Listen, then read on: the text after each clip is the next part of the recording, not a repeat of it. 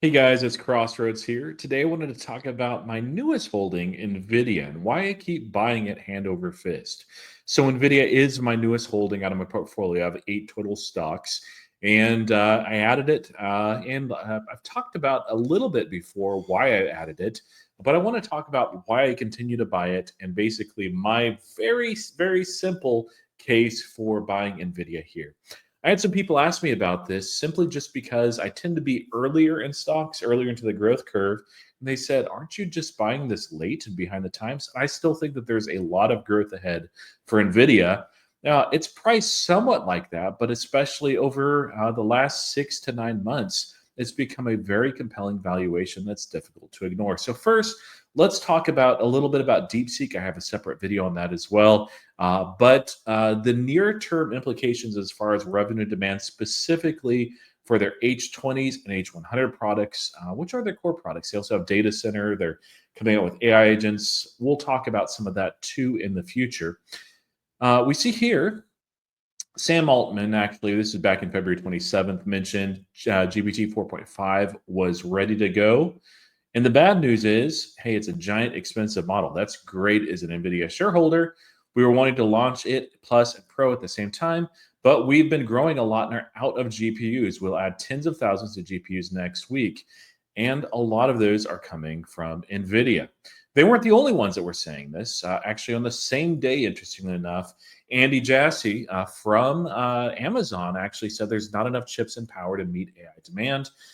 Meta's Mark Zuckerberg also gave mention saying something very similar, noting that they were in talks to raise $35 billion for data center financing led by Apollo Management Group, and that they'd be spending 60 to 65 billion in capex on AI in 2025. Now, not all of that is going to Nvidia, but the lion's share certainly is. And even internationally, where NVIDIA is not able to sell chips directly to China, they have H20s, which do meet that market. And Tencent noted that they were buying 138 million. That's not a large amount of chips, but there was a note just here recently when that came out that those are basically on short supply just because there's so much demand for the H20s, and of course the H100s as well.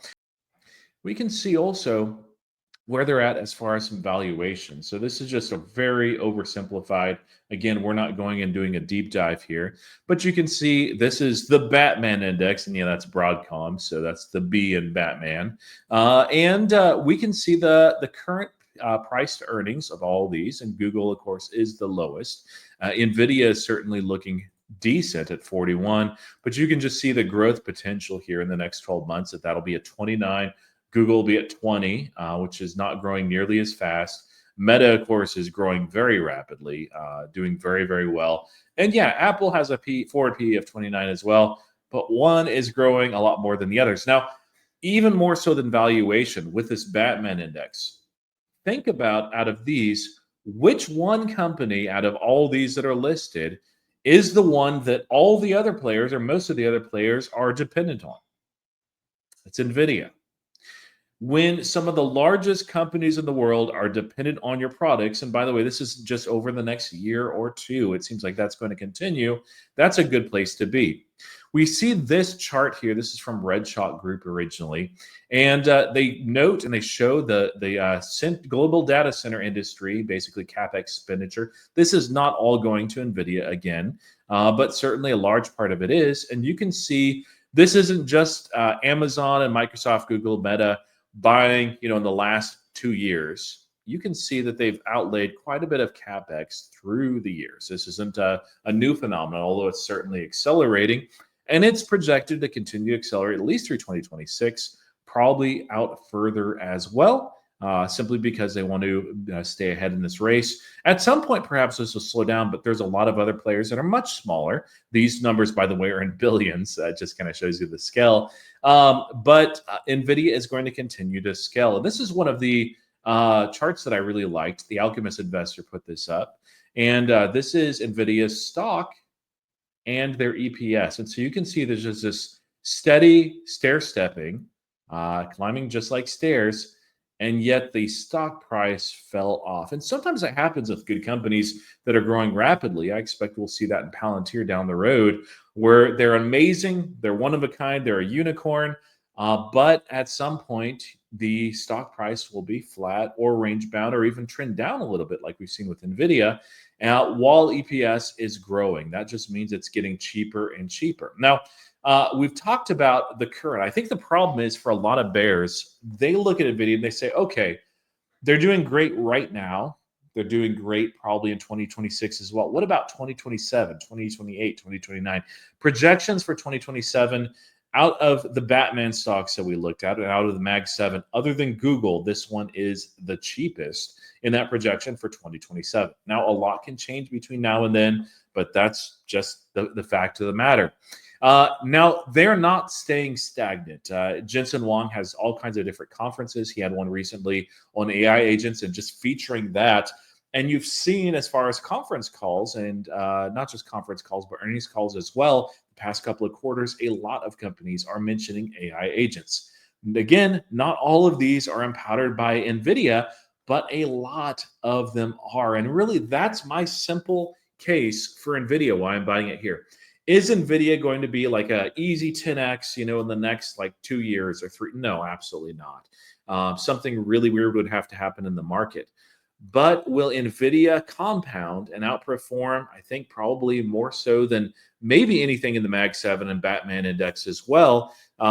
Tesla is one that I would say it might has a potential of higher upside, but everybody there uses Nvidia, wants partnerships with Nvidia, and that's not just going to go away overnight. And they continue to iterate as well. And so one of those things that's coming up here on the 20th is their Nvidia GTC conference. Now, this one specifically is focused on Quantum Day on the 20th. And you can see, there's a lot of quantum computing folks. Ionic is there. Microsoft is certainly there, Rigetti as well. And there's a lot of them actually that I've not heard of as well. Jensen has said that quantum computing, he thinks, is maybe about 10 years out from being the reality. But we see with some of the recent patents of NVIDIA, we see with this conference as well, NVIDIA is likely to continue to be one of the leaders in this space for a decade out. And that's why I'm investing in NVIDIA. Even though it's had this massive run, the stock price has been actually relatively flat. It's up not very much if you look at it over the last year. Let's look at that actually. So over the last year, it's up 38.36%. And when I was looking at it down here in this range, when it got to its local low, it was up like 26% over a year, despite phenomenal output for the company. Now, yes, over 5 years, it's gone up tremendously. Year to date, it's down, but it's been kind of range bound for a little bit. Now, that's still a good performance. But I'm expecting as an NVIDIA shareholder, a new one, like we're going to probably have a lot of years of this where it's up 30, 40, maybe sometimes 50% in the year, depending on how well that year does. And there will be times where over 6, 9 months, it's just relatively flat.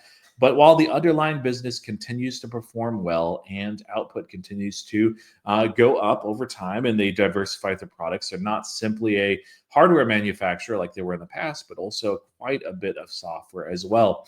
And they're differentiated. I don't see that moat going away. Yes, they have competition out there. Yes, some of the competition is within the hyperscalers as well that are looking to develop their own chips. But that takes a long, long time, especially when it's not part of your core competency. So that's why I continue to buy NVIDIA here. It's not expensive, despite the massive run up over the last 5 years. They have had phenomenal performance. They have amazing demand over the next couple of years. And it looks like that demand will continue for years and years to come, even as they iterate more and more and new and differentiated products. So I want to be a part of this leader story. I continue to buy NVIDIA. It's not quite at 5% of my portfolio yet. I still have some work to do and put in there, but I have no problem buying it here and higher as well. It's just a DCA target along with Robinhood that I just buy some or try to buy some each week. Anyway, let me know what you think in the comments. Are you holding NVIDIA? Are you buying more? Are you looking to get out and take a quick profit as it swings back the other direction? Or do you see some core problems with NVIDIA that I'm perhaps overlooking? I'd love to hear it in the comments. As always, thank you for watching, commenting, and subscribing. For now, happy investing.